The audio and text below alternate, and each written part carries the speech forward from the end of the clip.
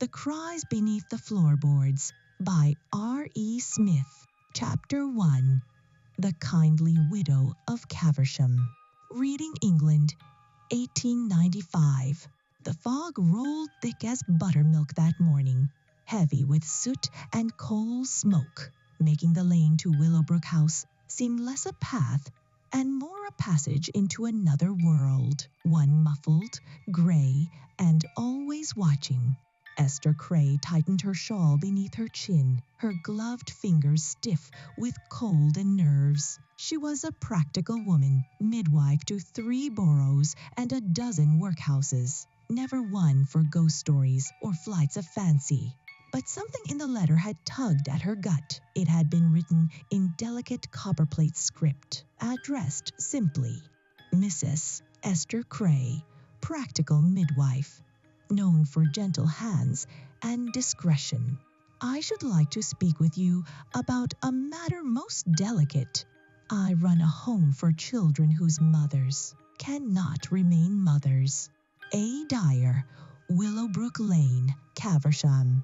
Esther had heard of such places before. Baby farmers, they called them. Women who took in the unwanted little ones for coin. Most were pitiable widows scraping by. Some were saints. A few were monsters. She stepped through the wrought iron gate. It creaked on its hinges like something reluctant to open. The house before her was modest, but well kept, red brick, lace curtains, a rose bush clinging to one wall, though it was long past bloom. She knocked. The door opened before her knuckles landed a second time.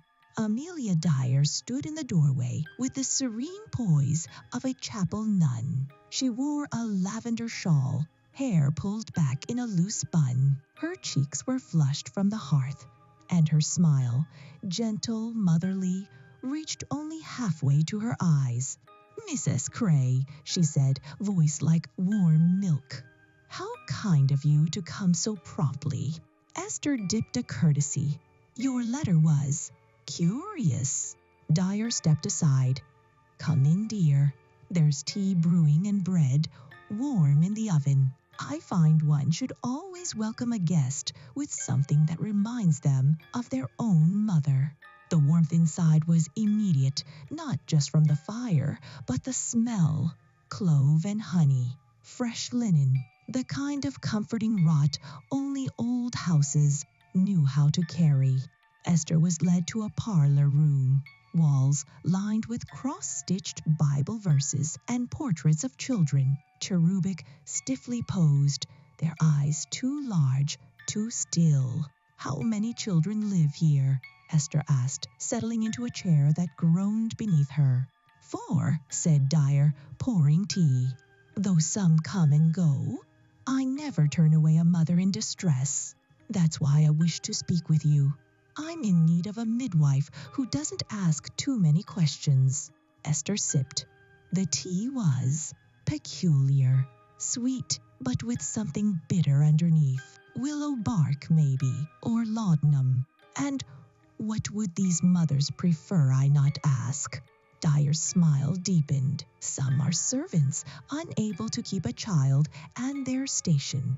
Others, well, let us say their shame comes not from sin, but from survival. I do not pry into the whys, Mrs. Cray. I only promise them peace. Esther let the silence stretch. Then, gently, I must see the children, you understand. But of course, Dyer said, rising, let us take a walk through the nursery. She led Esther up the staircase, its banister polished to a gleam, its runner free of dust, yet silent as snow. No footsteps echoed. At the top, Dyer paused before a plain wooden door. They're sleeping, she whispered.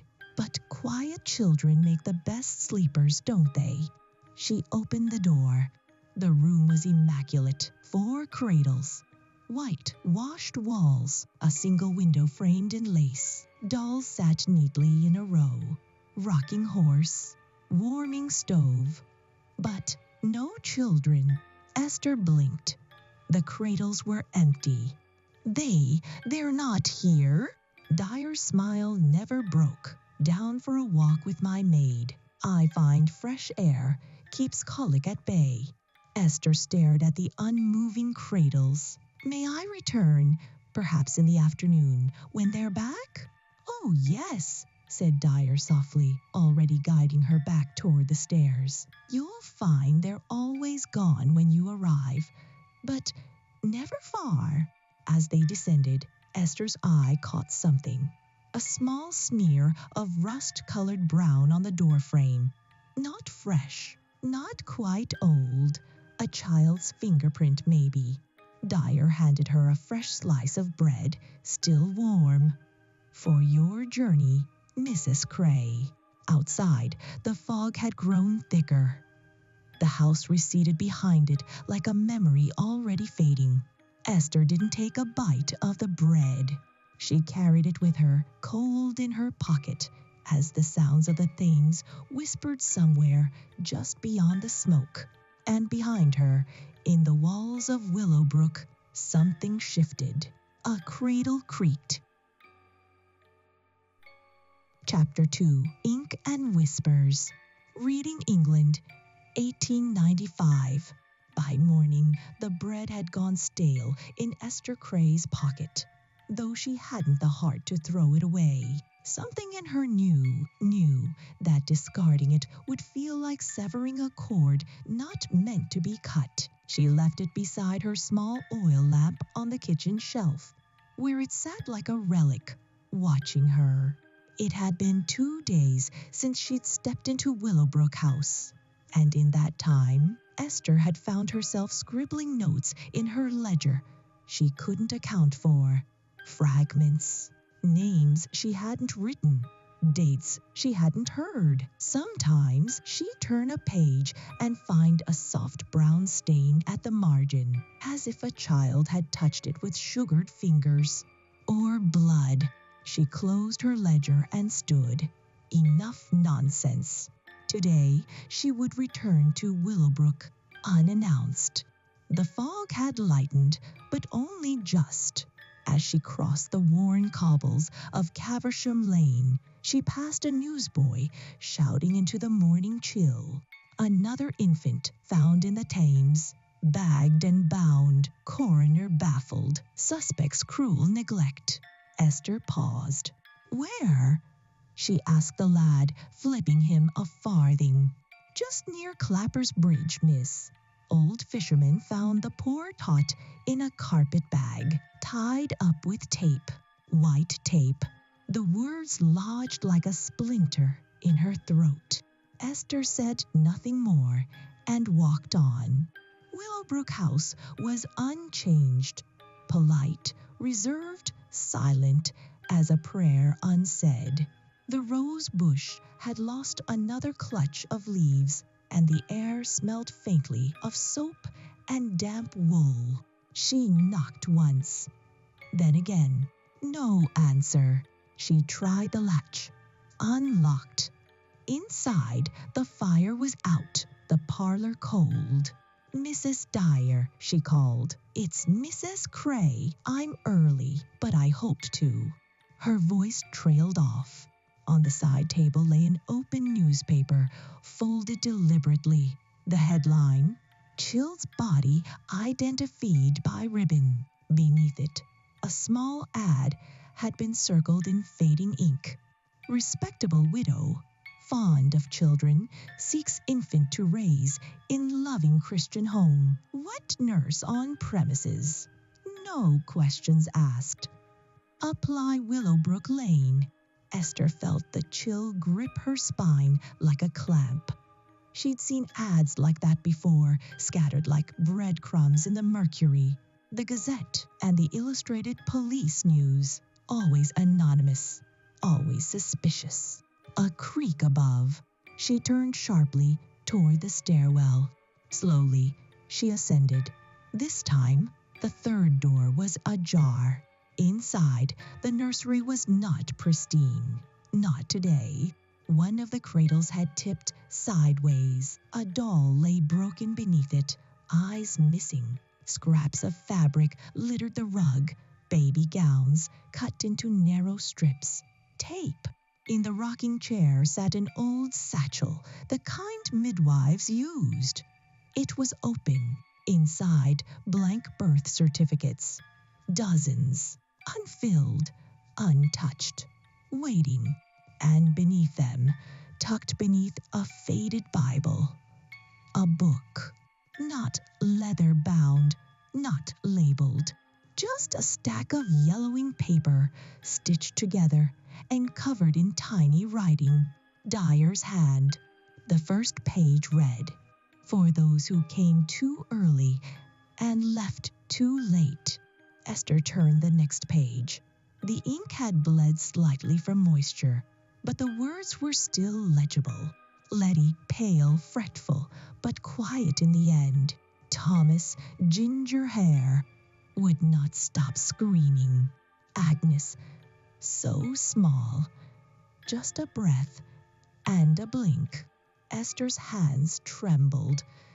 This was no ledger of care. It was a record of murders. Each name followed by notes, personal, clinical, detached. Suffocated within hours, too thin for delay, taped, bagged, placed beneath the West Bridge. A soft sound broke her trance. Behind the nursery wall, a sigh. Esther backed away. Her heel struck something soft. She turned. A stuffed lamb resting on the floor. Its glass eyes stared up at her. One cracked. It hadn't been there when she entered. She was sure of it. The wall beside her exhaled. Another sigh. No, not air. Breath. She stepped to the wall and pressed her ear against it. For a moment, nothing. Then the unmistakable sound of a whimper. Faint. Choked. A child, crying behind the wall. Esther staggered back. The room swam. The wallpaper seemed to ripple, its delicate floral pattern now resembling tiny faces, mouths open. She fled, down the stairs, out the door, into the street. The fog had thickened again, curling through the trees like long fingers, and the Thames, ever near, lapped gently at its banks, as if nodding to some old secret. She didn't stop until she reached her flat. That night, Esther did not sleep, and somewhere deep in the walls of Willowbrook, a cradle rocked, though no hand touched it. Chapter 3, Ivy and the Locked Room. Reading England, 1895. Ivy Cooper was not the sort of girl who frightened easily.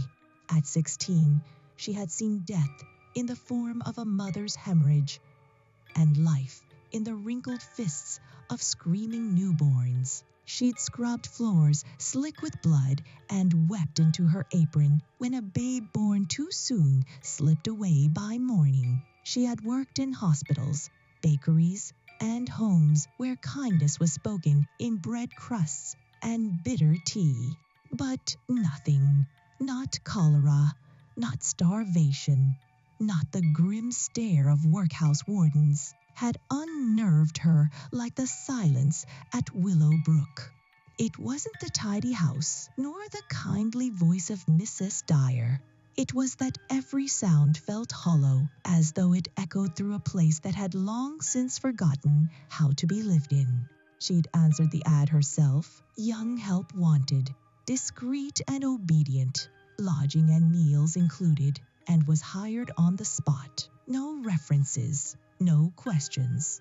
Amelia Dyer had simply smiled, handed her a key, and said, "You'll sleep in the attic. Stay out of the nursery, unless I say." The nursery, the third door on the upstairs landing. Always locked, always silent. The other rooms were nondescript: storage, linen, pantry. The kitchen was spotless, the hearth warm. And yet, the house was wrong. Not just quiet, hushed, as though it were holding its breath. It started her second night. The sound came at midnight. Ivy had just extinguished her lamp when she heard it, soft, rhythmic creaking. Creak, pause, creak. Not the house settling, not rats. A cradle, rocking. She crept from her bed, floorboards cold beneath her bare feet, and slipped down the narrow stair toward the second floor. The nursery door was still locked, but something moved beneath the door's gap, a flicker, a shadow. She pressed her ear to the wood, a lullaby. Low, wordless, hummed in a breathy falsetto. She stepped back, heart hammering. The next morning, she asked Mrs. Dyer, casual as she could muster, "Do you sing to the babies at night?" Dyer looked up from her knitting. "I've no voice for singing, dear, but perhaps you heard the wind." Ivy said nothing, but that night she placed a small thread, red embroidery floss, across the floor of the nursery's threshold, a trick she'd learned from a nosy nurse in the cholera ward. In the morning, it was gone, replaced by something else, a child's tooth, tiny, white, clean, nestled in the middle of the hallway. Days passed. The silence deepened. There were never any children. Dyer claimed they were out with a wet nurse, but Ivy never met her. She never saw bottles, soiled linens, or toys out of place. The cradles never bore the weight of a child, but at night, the creaking, the lullaby, the dragging sounds. She stopped sleeping altogether. Then came the morning of the locked room. It was a gray dawn, the sky bruised with rain clouds. Dyer had left early, off to collect payment from another client, leaving Ivy alone in the house. The key ring was on the mantel. The temptation, sharp as a needle. The third key, old iron worn smooth, matched the nursery door. She crept upstairs. The door opened with a sigh. Inside, the air was colder than the rest of the house, though a fire burned in the small grate. A sweet, sick smell clung to the walls like dried flowers and milk left too long. The cradles were all lined up, empty, except one. In the farthest corner, a shape beneath the blanket. She stepped closer, pulled back the cover. A doll, porcelain, arms bent at unnatural angles. Its mouth was open, painted red. Its eyes were real, glass, but wet, as though crying. Ivy stepped away. The floorboard beneath her groaned and lifted slightly. Loose! She crouched and pried it up with a hairpin. Beneath it, a box wrapped in yellowed muslin. She opened it. Inside, a rattle, a silk bonnet, a child's bib stiff with old blood, and a folded note. "Letty, my first, my favorite, so quiet." Behind her, the cradle began to rock. No wind, no touch. Creak, creak. Then a voice. "Don't take her things." Ivy turned. The doll was gone. She ran. Mrs. Dyer returned at dusk to find Ivy sitting in the parlor, white as death, her suitcase packed. "I'll not stay another night," Ivy whispered. "There's something in that nursery, and it ain't sleeping." Dyer's smile was soft, but thin. "No one ever stays long, my dear, but you'll be missed." Ivy left without another word, the fog swallowing her before she reached the end of the lane. And back in the nursery, beneath the floorboard, Ivy forgot to replace. A tiny voice whispered, "I liked her." Chapter 4. The Bundles at Dusk. Reading England. 1895. The fog moved like breath over a corpse that evening, slow, lingering, and far too heavy for the hour. Esther Cray stood just beyond Clapper's Bridge, the cobblestones slick beneath her boots, the lantern in her hand flickering, as if unsure it wanted to stay lit. She'd followed Amelia Dyer from a distance for over a week now, too cautious to confront her outright, too horrified not to know the truth. And on this particular evening, the Sabbath's Eve, Dyer was late in leaving, which meant only one thing. She was carrying something. Esther crouched low behind a hedge near the river's edge, heart hammering beneath her shawl.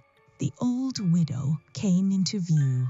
Her pace was even, graceful even, like a nursemaid attending a child's nap.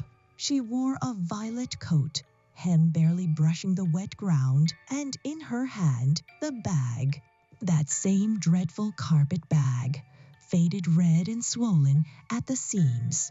Dyer hummed as she walked. Not a hymn, not quite a lullaby. It was tuneless, wordless, but ancient somehow. A mother's hum, a mourner's whisper. Esther dared not breathe. Dyer reached the water's edge. She looked left, then right, then knelt. With chilling tenderness, she placed the bag into the river. Not tossed, not thrown, placed. She pressed one hand atop it, holding it beneath the surface until the bubbles stopped. Then she let go. The bag drifted for a moment before it began to sink. Slowly, gently. The ripples danced across the surface like little hands waving goodbye. Esther's gut turned inside out. She nearly cried out, but a sound froze the breath in her throat. A wail, not from the river, from the bag. Short, choked, then gone. Dyer did not flinch. She turned, her eyes sweeping over the fog like a lighthouse beam. Esther dropped low, clutching the grass, heart roaring. The widow lingered a moment, then walked back toward the lane, her footsteps vanishing into the mist. Only after she was gone did Esther rise. The water was quiet. Nothing floated now. Only reeds swayed gently along the shore. But the horror hadn't left. It had just hidden beneath the surface. She returned home in a daze, feet numb, skirt soaked to the knee. She sat at her writing desk, struck the lamp, and opened her ledger. No more notes, no more theories, just a single entry written in trembling hand. She drowned it herself, still breathing. I heard it. The next morning, she went to the police station in Reading. She waited 2 hours before a man in a sagging waistcoat approached.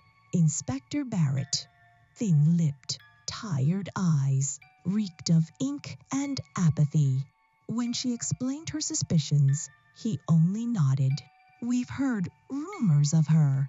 Nothing substantial. She's murdering children, Esther hissed. She's advertising in plain sight. Barrett tapped his pen against his teeth. You got proof. I saw her drown a child last night. Did you pull the body? Esther faltered. No, I was too afraid. Then it didn't happen. Rivers full of rotten shadows. Mrs. Cray. If I fished up every cry the fog carried, I'd be mad twice over. You're a midwife. Don't let the grief get to your mind. Esther stood, fire burning in her chest. You think I'm grieving? I've buried children. I know death when it speaks. Then bring me a body, Mrs. Cray. Bring me a name. Otherwise, he waved a dismissive hand. Let the widow sing her lullabies.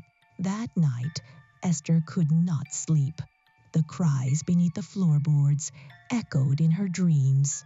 And across the river, somewhere near the bend, the fog parted just long enough to reveal a pale shape bobbing at the water's edge, small, still, swaddled in white ribbon. Chapter 5. The Diary of the Ogress. Reading England, 1895. The next day brought wind. No fog, no mist. Just a dry, sharp wind that scraped the shutters of Willowbrook House and moaned down the chimney like a warning. Esther returned, uninvited. She didn't knock this time. The front door was unlocked, just as before, as if the house had been waiting for her, like a patient that knows its time has come. Inside, silence. No tea, no fire, no Dyer. Only the hallway, still lined with faded portraits of children who never grew up, and the stale scent of camphor and rosewater that clung to the air like perfume on a corpse. Esther climbed the stairs, fists clenched, breath shallow. The third door, the nursery, was ajar. The cradle in the far corner rocked gently. Esther entered. Everything looked the same at first, pale linens, empty cribs, glassy-eyed dolls. But something in the air had changed. The floorboard, the loose one, ivy must have uncovered, had been removed. Beneath it, a box. Birchwood, locked with a single rusted clasp. Esther opened it. Inside, wrapped in a child's christening gown, lay a ledger. Not official, not clean. This was handmade, bound in twine, edges scorched as if rescued from a fire. The pages within were old, yellowed, and covered in a tight, deliberate scrawl. Amelia Dyer's hand. She opened it. The first entry was simple. Letty, 1879. Pale, quiet, didn't feed. Buried by the willow near Abingdon Lock. Esther turned the page. Each leaf held a name, a year, a brief description, and a method. Jonas screamed endlessly. Tape! Fastened before supper. Agnes, eyes wouldn't close. Held until breath slowed. Used the bag. Frances taken from Paddington. Claimed as niece. Fell ill, solved within hours. Dozens of entries. No remorse, no justifications. Just records, statistics. But between the names, oddities, scribbled symbols, words repeated like a chant. Quiet, clean, forgotten. Quiet, clean, forgotten. Some pages were filled only with numbers. Others with what looked like poetry. Their eyes are the weight I carry. Their silence, the lullaby I hum. I am the cradle, the current. I am the mother of none. Esther's hands trembled. Near the middle, she found a folded scrap tucked between pages. A clipping from a newspaper. Body of infant girl recovered from Thames, wrapped in white tape. No identification. Authorities suspect exposure. Beneath it, a note, not in Dyer's usual script. Shakier, perhaps written in a fevered state. She blinked. After, I swear she blinked. Esther sat back, bile rising in her throat. This wasn't simply murder. This was a ritual, a compulsion, a belief. Dyer wasn't just ridding herself of the unwanted. She thought she was purifying the world, as if these children were stains, and she a laundress for the soul. The floor creaked behind her. She spun. The room was empty, but the rocking cradle had stopped. Now it was shaking, softly, repeatedly, as if something beneath it struggled to rise. Esther reached for the cradle, pushed it aside. and found a hatch, small, square, nearly hidden beneath the rug. She pried it open. A void, a hollow space. The smell hit her first. Sweet rot, milk turned to clabber, flesh long damp. She held her lamp over the opening. Inside, bundles, wrapped in old gowns and shawls. Dozens, tiny, stacked, each with a ribbon, each the size of a newborn. She stumbled back, clutching the ledger, ran from the nursery, down the stairs, through the front door, into the wind. She did not stop until she reached the constable's office again. This time, she threw the book down on Barrett's desk. "Read it," she whispered, "or burn it. But if you leave that house standing, those children will never sleep." That night, as Esther lay awake in her own bed, thunder rolled in from the west. The wind whipped her curtains like flailing arms. She lit a candle to chase the shadows from the corners. But just before sleep claimed her, she heard it. Not from the street, not from the hall, from beneath her own floorboards. A creak. Then a child's voice. Just 3 words. She wrote us. Chapter 6. Milk Teeth. Reading England, 1895. The rain came in sheets the next day. Gray, stinging lashes from a sky that had finally opened its mouth to scream. Esther Cray stood before the locked door of Willowbrook once more, this time with Constable George Barrett at her side. He wasn't pleased. "I'm risking my career, Mrs. Cray," he muttered, tugging at his collar, breaking into a widow's home with nothing but a book of mad scribbles and your testimony. Esther didn't blink. "If we don't go in, there'll be more scribbles. More bundles." Barrett exhaled hard through his nose and rapped on the door with his knuckles. No answer. He knocked again, louder. Still nothing. "Right then," he said, and with a nod, he put his shoulder to the door. It gave with a groan like something ancient being disturbed. Inside, the same stillness, the same gentle smell of lavender and dust, but no fire, no tea, no signs of Amelia Dyer. They swept the parlor, the kitchen, the pantry. Then they climbed the stairs. When Barrett stepped into the nursery, he stopped dead. "Christ," he muttered. The cradles were empty, as always, except for one, where a stained child's gown had been draped over the edge, its hem crimson. But it wasn't the gown that stopped him. It was the pile of boxes neatly arranged along the wall, each labeled, each name written in soft maternal script, and each one humming.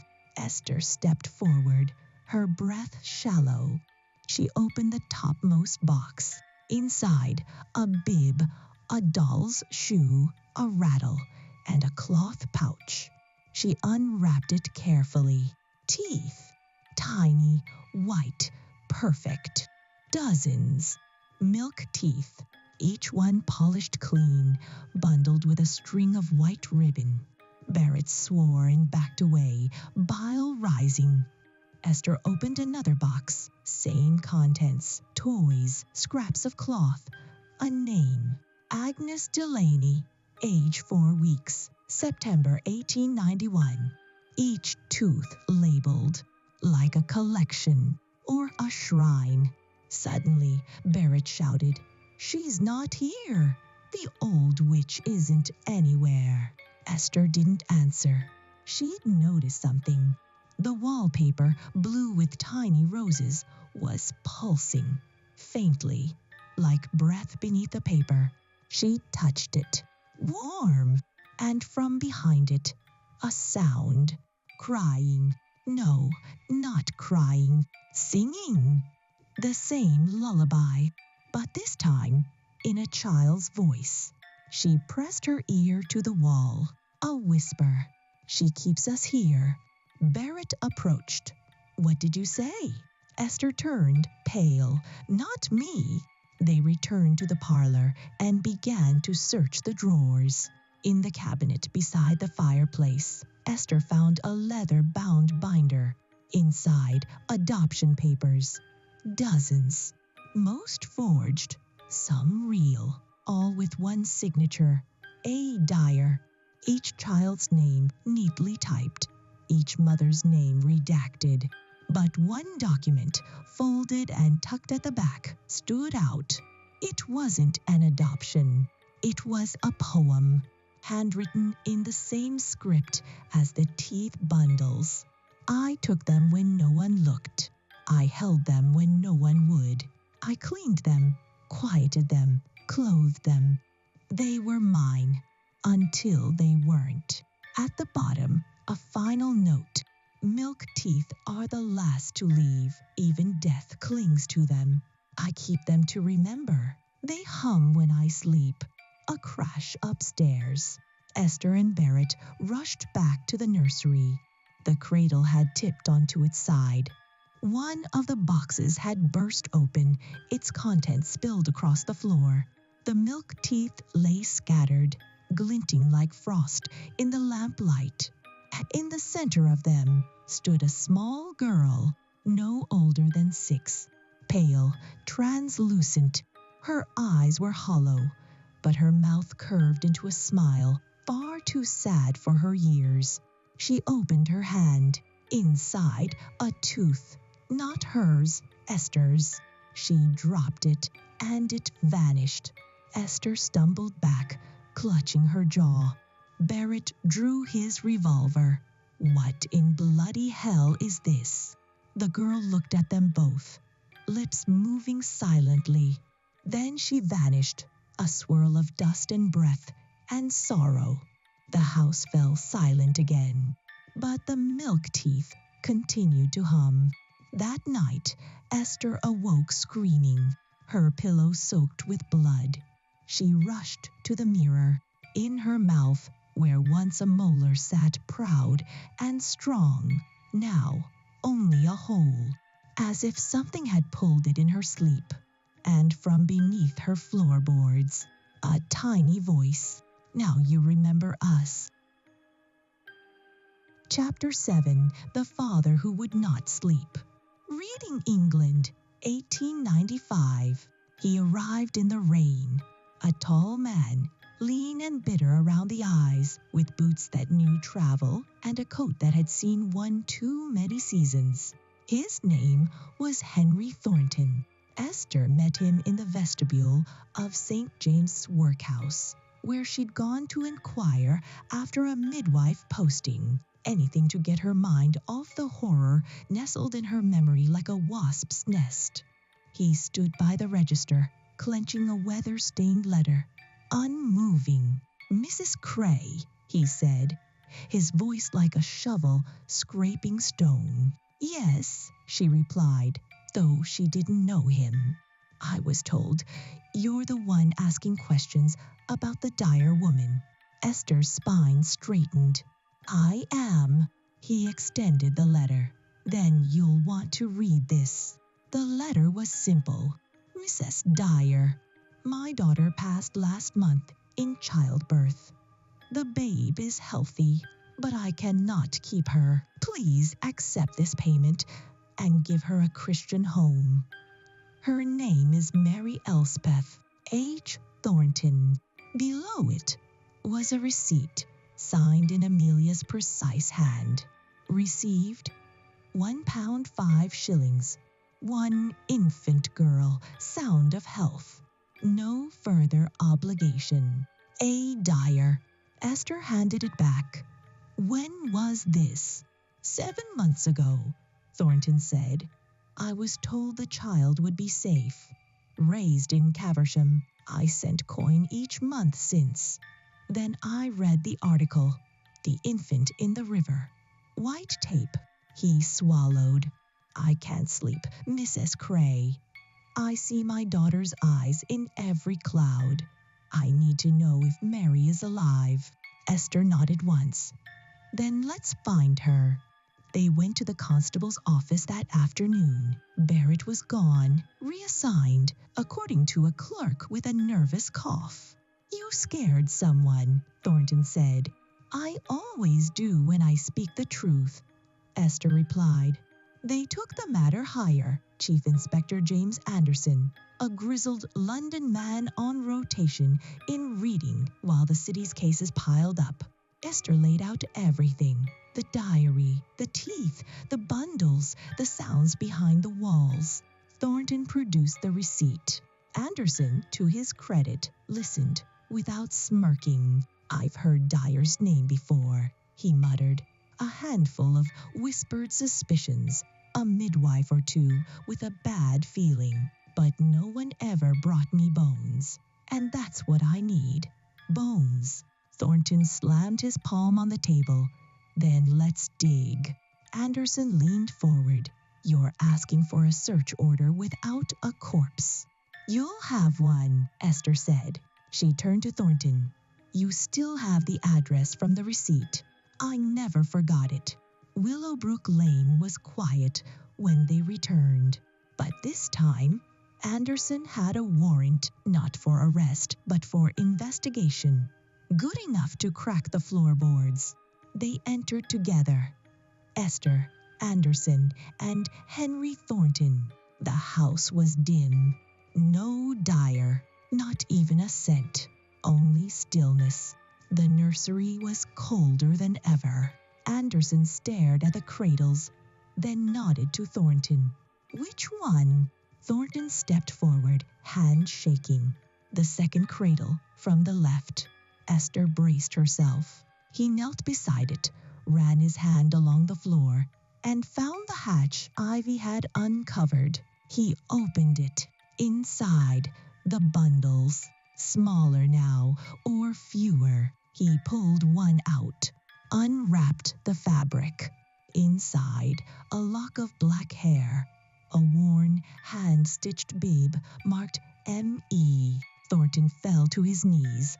Esther stepped back, her throat thick with grief and fury. Anderson turned away, jaw clenched. No more warrants, he muttered. I'll bring her in myself. That night, Willowbrook was boarded up by order of the city magistrate. But before they nailed shut the final window, Esther returned one last time. She stepped inside the nursery, carrying a satchel. Inside it, a doll, a rattle, and a single milk tooth left for her on her own pillow just 2 nights prior. She placed them in the cradle, whispered, "She remembers you." And as she turned to go, a tiny voice, barely audible, rose from the shadows beneath the floor. "Thank you." Chapter 8. The Whales in the Walls. Reading England, 1895. They boarded Willowbrook shut on a Tuesday, under a yellow sky and a rising wind. By Wednesday morning, the neighbors began to complain. First came the smell, damp linen, sour milk, and something sweet turning bad. Then came the sound. At night, passers-by heard it through the shutters. A cradle creaking, a faint lullaby with no words, and then crying. Dozens of voices, high, thin, childlike, wails that clawed at the soul. The constable assigned to keep watch refused to return after the second night. Said he saw small hands pressing from the inside of the nursery window, even though the glass was nailed shut. Esther Cray didn't need convincing.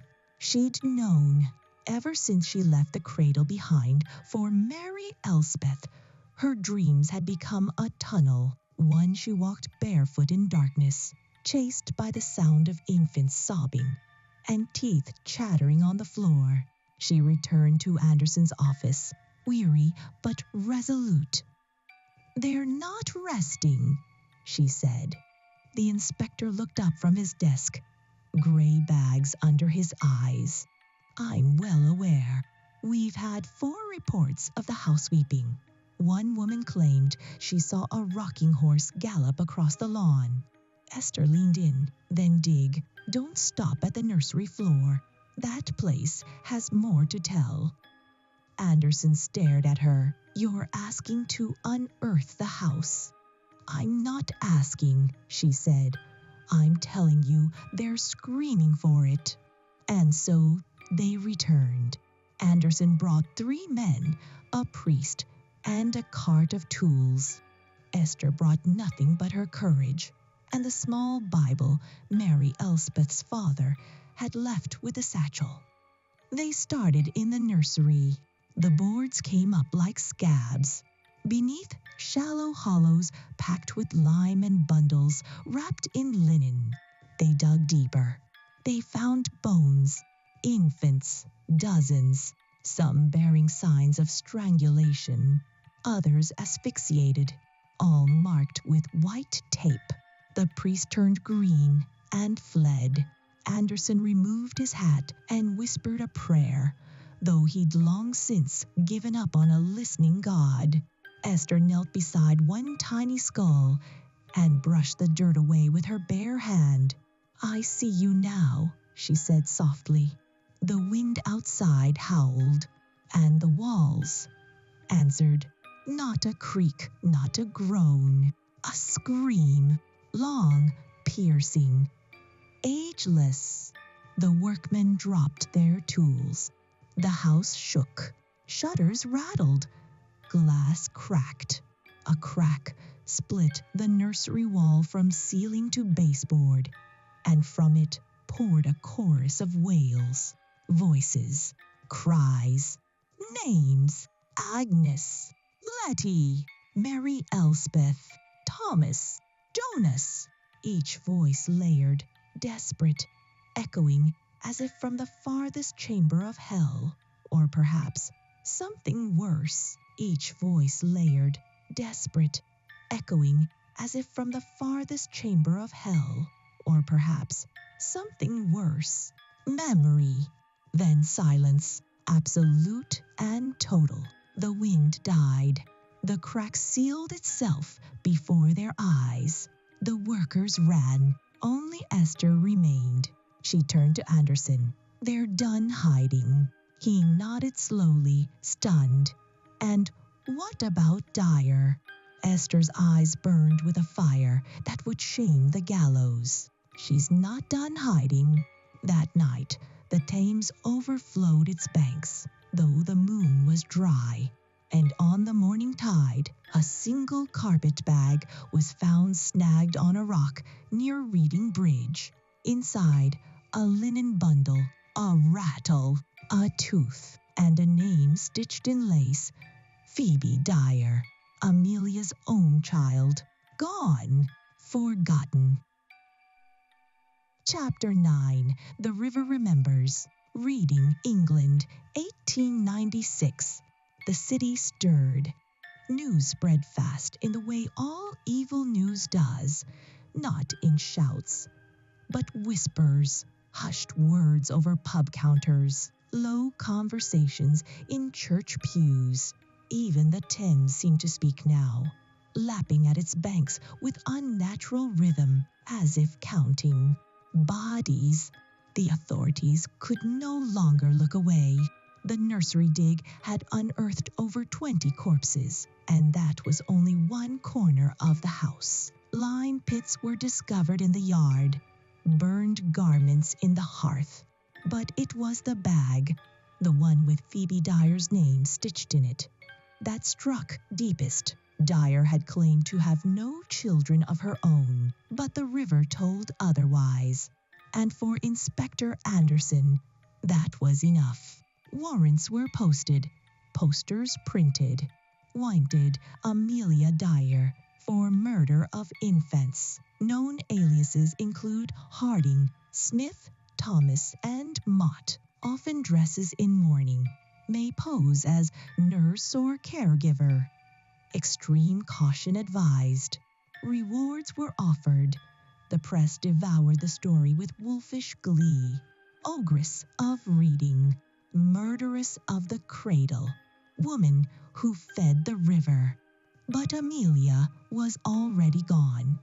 Gone, or so it seemed. Esther, however, knew better. She walked the bridges at dusk, the river's voice growing louder each night. It wasn't water anymore. It was murmur. On the third night of Lent, she stood by the edge of the river and tossed a single milk tooth into the current. "Bring her home," she whispered.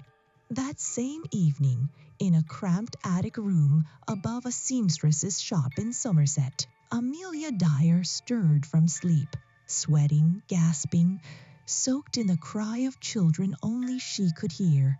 They were louder now. Every night, their voices multiplied. She stuffed rags in her ears. Didn't matter.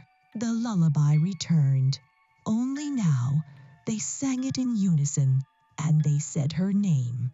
She fled again. Bristol, then Bath, then Hungerford. Each town grew colder the longer she stayed. Clocks stopped. Cribs rocked empty. Cats yowled without reason. Mirrors fogged from within. She checked into a small room under the name Mrs. Thomas. The landlady noticed she kept her windows covered. The maid noticed her rocking back and forth at night. The butcher noticed she never bought food, only laudanum. In reading, Anderson was closing the trap. One of the newspaper ads had been responded to. A young woman pretending to be desperate, coached by the constable. The ad read, "Single mother seeks help, no family. Girl child, healthy, immediate surrender. Will provide compensation." The reply came from a nearby post. Anderson traced it. The handwriting matched the journal found in Willowbrook. The address led to 426 Kensington Road, a boarding house. The name on the register, Mrs. Thomas. Amelia Dyer was arrested without a struggle. When they knocked, she opened the door herself. "Been expecting you," she said, with a smile that made Esther's stomach twist. Inside her room, dozens of letters, crumpled ads, white tape, and a child's bonnet wrapped around an empty milk bottle. She said nothing during the journey. Not a word at the station. Not a word when they placed the charges. But that night, in her cell, she whispered into the darkness, "I only gave them peace." And the walls whispered back, "No, you gave us weight." The Thames surged again that night, on unseasonable flood. And when the waters receded, 6 more bags were found caught along the roots of the weeping willows, each with a name pinned in rusted brass. Chapter 10. The Gallows and the Whisper. Newgate Prison, London, June 10, 1896. Dawn broke soft and gray over Newgate, as if even the sky itself wished to avert its gaze. Inside the thick stone walls, time slowed. The guards barely spoke. The chaplain rehearsed his verses without heart. The rope was tested once, twice. It's not perfect. Amelia Dyer sat in her cell with hands folded neatly in her lap, her posture like a lady awaiting tea, not the noose. She had confessed to nothing. No names, no bodies, no guilt. Only one phrase, offered once, calmly, when asked if she had anything to say in her defense. It was always so quiet after. Esther Cray did not attend the execution. She sat instead by the Thames, watching the surface. Smooth, cold, treacherous. Beside her sat Henry Thornton, holding the bonnet that had belonged to Mary Elspeth, now water-stained and brittle. "They'll never hang her enough," he muttered. Esther nodded. "They don't hang what she did. Only what's left of her." They watched the water in silence. At precisely 9:00 a.m., Amelia Dyer was was led from her cell. She wore a black dress with lace trim and a brooch at the neck, a mother's brooch containing a curl of hair, whose no one knew. The executioner, John Billington, asked if she had any final words. She looked toward the window, though the blinds were drawn, and she said only one word, "Mama." The trap dropped, her body fell, and the silence she had always claimed to create came. But it did not stay. That evening, the guards found something strange in her empty cell, a single milk tooth, sitting on the pillow, still warm. Later that night, the wind howled through Reading. A constable patrolling past the boarded Willowbrook house stopped in his tracks. A lullaby, faint, from within the walls.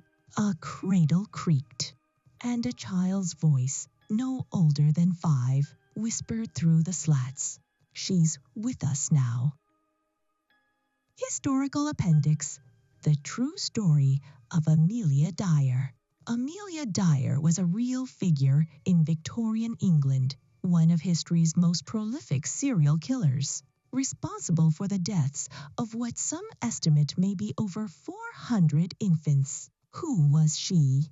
Born in 1837 in Bristol, trained as a nurse and midwife, took in unwanted babies for money, a practice called baby farming, which was common in the 19th century due to lack of social support for unwed mothers. How did she operate? Dyer would place ads in newspapers offering to adopt babies for a fee. Once she had the child and the payment, she would often murder the infant within days. She used white tape to strangle them, often wrapped around the neck. The bodies were hidden or thrown into the River Thames. How was she caught? In 1896, a body was discovered in the Thames, traced back to Dyer through wrapping paper with an address. Police raided her home and found overwhelming evidence: letters, clothing, and human remains. She was arrested, tried, and confessed to at least one murder, though her total number of victims is believed to be much higher. Her fate: found guilty in under 5 minutes, executed by hanging at Newgate Prison on June 10, 1896. Her case led to major reforms in adoption laws and child welfare in the United Kingdom. Legacy: dubbed the Ogress of Reading by the press, remains one of the most horrifying cases of systematic child murder in history. Her crimes exposed the dark underbelly of Victorian society, where poverty, shame, and neglect created monsters in respectable clothing.